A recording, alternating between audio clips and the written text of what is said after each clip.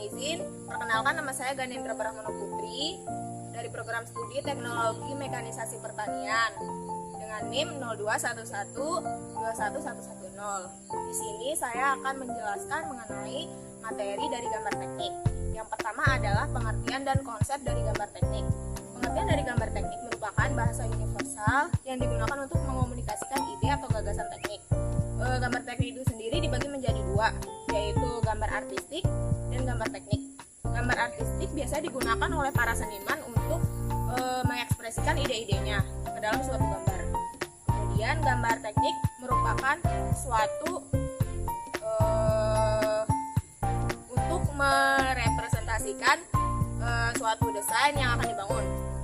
Kemudian prinsip dasar gambar teknik, yang pertama adalah kejelasan, yang kedua adalah ketepatan, yang ketiga adalah kerapihan, dan yang keempat adalah kecepatan. Kemudian selanjutnya adalah perlengkapan yang digunakan untuk menggambar teknik secara manual. Yang pertama ada kertas gambar. Untuk kertas gambar ini biasa digunakan kertas kalkir. Yang kedua adalah pensil gambar. Yang ketiga adalah penggaris. Yang keempat adalah jangka. Yang kelima adalah pena gambar atau rapido. Yang keenam adalah mal atau sablon. Yang ketujuh adalah meja gambar. Selanjutnya adalah dasar pembuatan garis dalam gambar teknik. Yang pertama ada garis horizontal. Garis horizontal ini cara pembuatannya yaitu ditarik dari arah kiri ke arah kanan. Kemudian garis vertikal yaitu dibuatnya dengan cara dari bawah ke atas. Kemudian garis diagonal yaitu mengikuti kaidah arah saja. Kemudian lingkaran, cara membuat lingkaran itu searah dengan jarum jam. Selanjutnya adalah bentuk dan tebal garis. Yang pertama terdapat garis tebal kontinu, garis gores, garis tipis kontinu, kemudian garis titik tipis, garis gores, titik tipis. Yang terakhir adalah garis bebas tipis. Selanjutnya adalah aturan dalam penulisan huruf dan angka. Yang pertama adalah harus jelas dan tidak menimbulkan misinterpretasi. Terus kemudian yang berikutnya adalah harus mengikuti standar dari ASME, yaitu menggunakan huruf atau font gotik. Yang terakhir merupakan huruf tersebut harus seragam, tidak boleh beda-beda. Selanjutnya merupakan konstruksi geometris.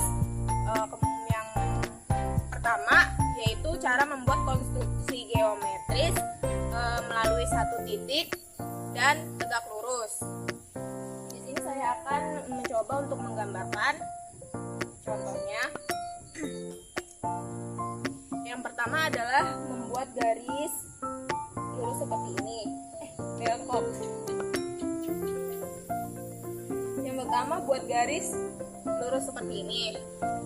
Kemudian caranya agar garis tersebut dapat tegak lurus sesuai dengan garis suku X tersebut, kita harus menjangka dari titik A ke titik B. Pertama kita jangka.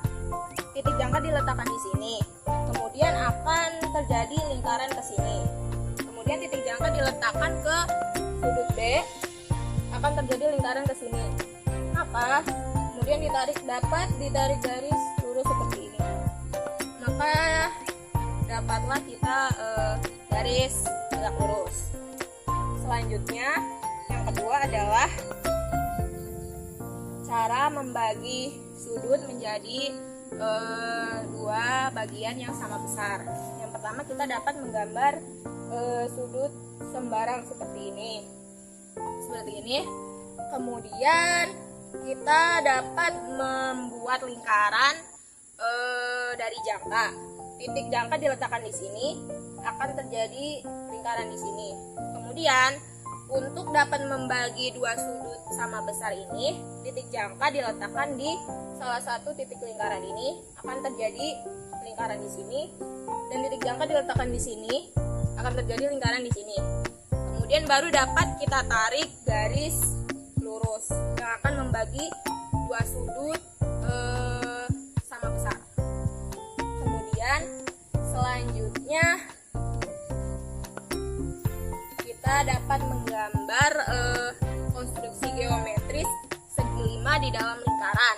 Yang pertama kita bisa membuat lingkaran menggunakan jangka. Kemudian membuat garis khayal sumbu X dan sumbu Y. Kemudian untuk dapat membuat segi 5-nya, pertama-tama kita harus meletakkan jangka di titik ini. Kemudian akan terjadi lingkaran ke sini dan ke sini.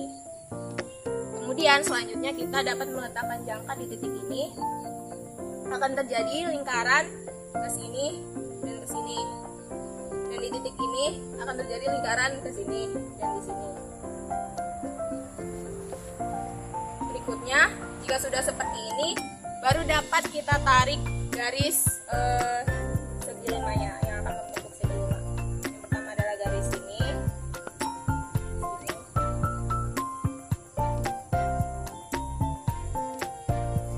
Seperti ini. Kemudian selanjutnya adalah membuat segi 6 beraturan di dalam lingkaran. Pertama-tama kita harus menggambar lingkaran lagi menggunakan jangka. Kemudian membuat sumbu X dan sumbu Y. Kemudian untuk dapat membuat segi 6 yang beraturan, kita dapat meletakkan jangka di sini. Maka akan terjadi lingkaran ke sini dan ke sini. Kemudian selanjutnya kita meletakkan jangka di titik ini, akan terjadi lingkaran ke sini dan ke sini. Baru kita dapat menarik garis segi 6.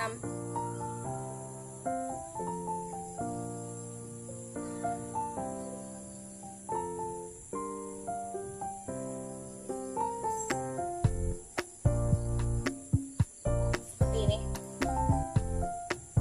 Selanjutnya adalah gambar proyeksi. Gambar proyeksi sendiri dibagi menjadi dua, yaitu proyeksi miring dan proyeksi tegak. Proyeksi miring ini dibagi menjadi 3, yaitu proyeksi aksonometri, yang kedua adalah proyeksi obliku, dan yang ketiga adalah proyeksi perspektif. Proyeksi aksonometri ini dibagi menjadi 3 lagi, yaitu proyeksi isometri, proyeksi dimetri, dan proyeksi trimetri.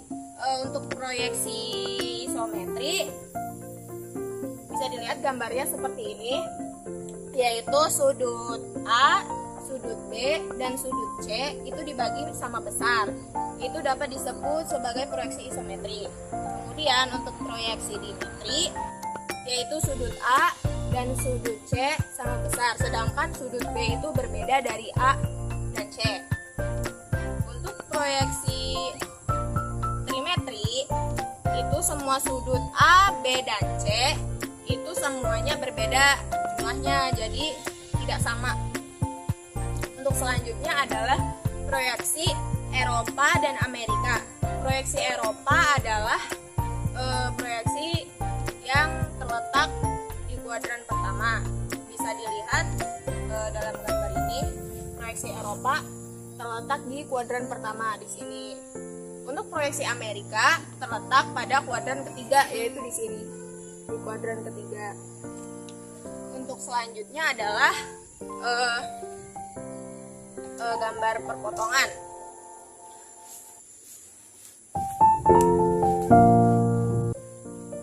Manfaat gambar potong itu sendiri yaitu dapat menjelaskan bagian-bagian mesin yang lebih detail. Jadi kan mesin tuh nggak semua kelihatan dalamnya ya. Jadi kita tuh untuk mempelajari gambar potong ini berfungsi untuk menjelaskan bagian-bagian atau memperlihatkan bagian-bagian dalam mesin yang tidak terlihat. Kemudian Selanjutnya adalah macam-macam potongan.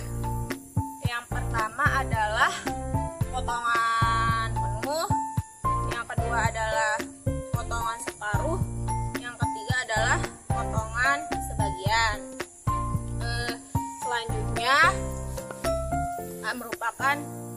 Selanjutnya adalah arsiran. Arsiran digunakan untuk mengarsir gambar-gambar perpotongan tersebut. Jadi misalkan ada suatu gambar mur misal, nah itu dipotong penuh, jadi terlihat setengahnya saja penuh. Nah bagian yang terpotong tersebut dapat diarsir. Suatu arsiran itu harus garisnya tuh harus seragam, sama, menggunakan garis tipis kontinu.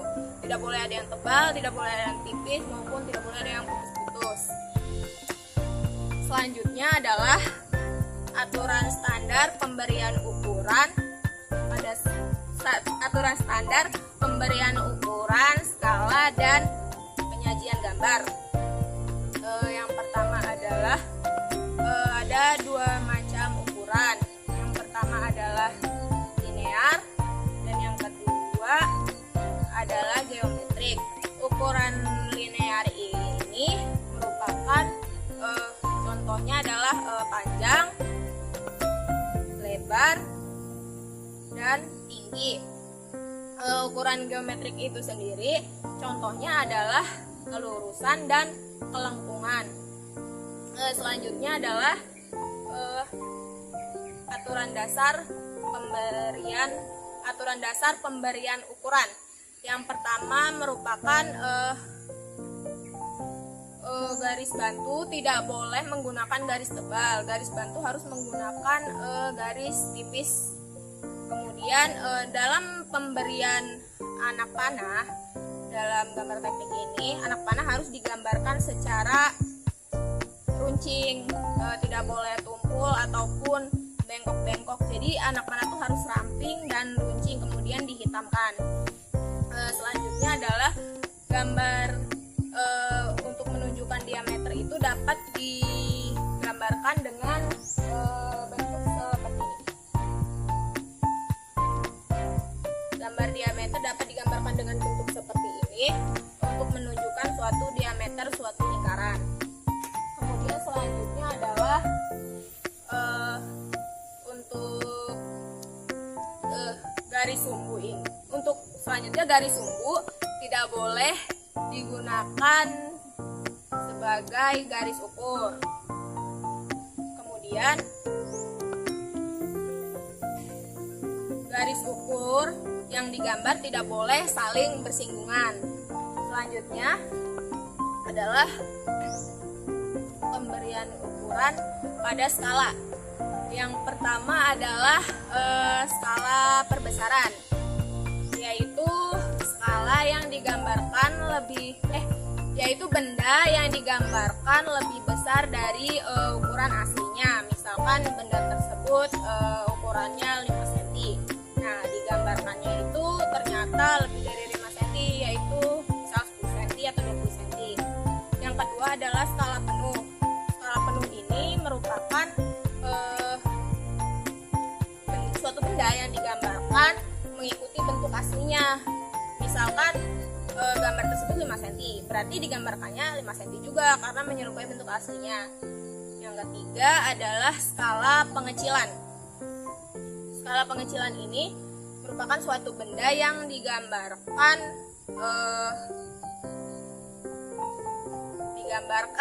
lebih kecil dari bentuk aslinya. Misalkan bentuk aslinya 5 cm, kemudian digambarkannya 2 cm atau 3 cm, yang penting lebih kecil. Selanjutnya merupakan penyajian gambar. Penyajian gambar dibagi menjadi 3. Yang pertama adalah gambar kelompok, yaitu